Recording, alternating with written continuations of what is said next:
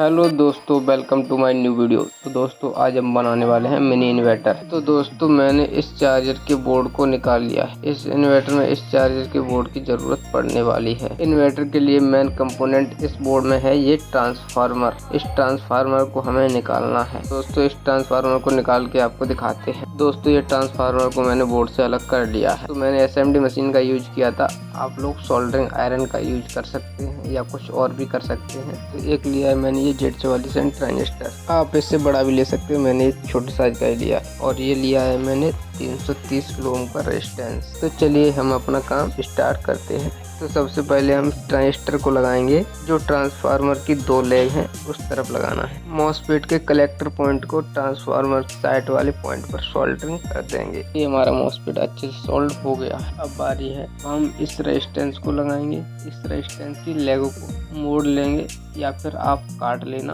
आप जैसी सुविधा लगे आपको वो कर लेना। मैं तो इसको मोड़ लेता हूँ। अच्छे से मोड़ कर इस पर सोल्डरिंग करेंगे। तो मैंने इस रेजिस्टेंस की दोनों लेगों पर सोल्डरिंग कर दिया है। अब इस ट्रांसफार्मर में हम लगाएंगे। इस ट्रांसफार्मर की जो साइड वाली लेग पर लगाएंगे और इस साइड की लेग पर लगाएंगे। दोनों बगल बगल पॉइंटों पर हम रेजिस्टेंस को सोल्डरिंग कर देंगे।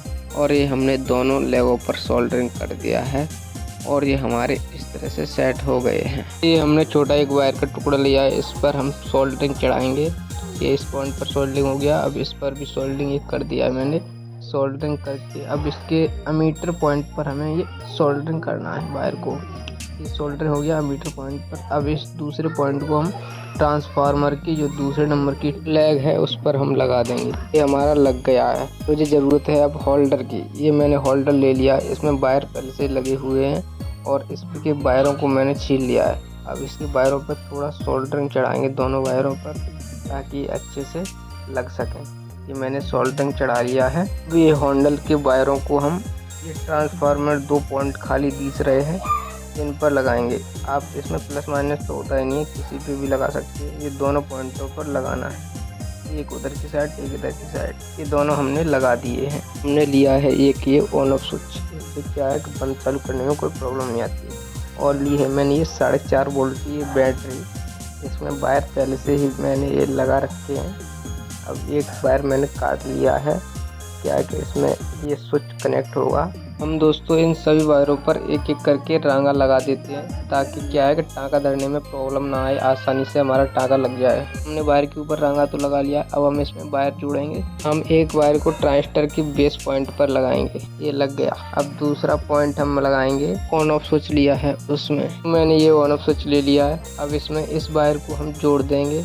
ये जुड़ गया है। अब दूसरा वायर लेंगे। अब इस दूसरे वायर को इस दूसरे पॉइंट पर जोड़ देंगे। इस स्विच के दूसरे पॉइंट पर जोड़ना है। ये मैंने इस पॉइंट को भी यहाँ पर जोड़ दिया है। अब इस बैटरी के माइनस पॉइंट को इस रेजिस्टेंस के या इधर साइड लगा दो या फिर इधर साइड लगा दो। आप किसी भी तरफ लगा सकते हो, लेकिन स्विच को ऑफ करके ही लगाना है। वैसे तो आप ये करना ही नहीं, क्योंकि इसमें बहुत ही रिस्क होता है। मैंने इसको दाईं ओर जो पॉइंट है उस पर ही लगा दिया है। हमारा लग गया है।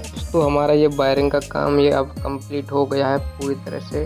देख लीजिए आप किस तरह से मैंने इसमें वायरिंग की हुई है। तो इसमें हम 100 वाट का बल्ब लगाएंगे, जो कांच वाला आता है ना। उस बल्ब को आज जलाकर हम दिखाएंगे आपको। दोस्तों ये हमने कांच का बल्ब लगा लिया है। अब इसको ऑन करके देखते हैं। तो ये देखिए हमने बल्ब को ऑन कर दिया है और ये देखिए अच्छे से जल गया है। तो देखिए कितने अच्छे से बल्ब ग्लो हो रहा है। ये पूरे 100 वाट का बल्ब है, कोई भी फेक नहीं है इसमें।